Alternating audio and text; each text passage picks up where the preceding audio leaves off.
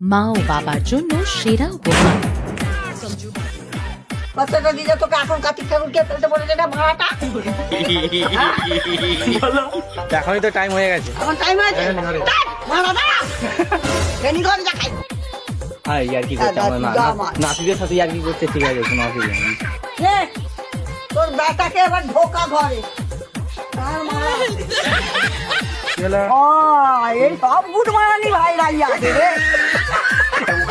ছেলেকে পালাইনি তাহলে মামাটি মানে কেটে কেটে গালা খাচ্ছি। ছেলে দিয়ে দাঁড়িয়ে আছি। ভালো হ্যাঁ আমরা যাইনি তো ওই জন্যই। আমাদের অ্যাডভান্সে কানি নেই। হ্যাঁ না কানি উঠছে না। আলাদা ধরনটা দাও। দুধটা কেমন পড়ছাইছে?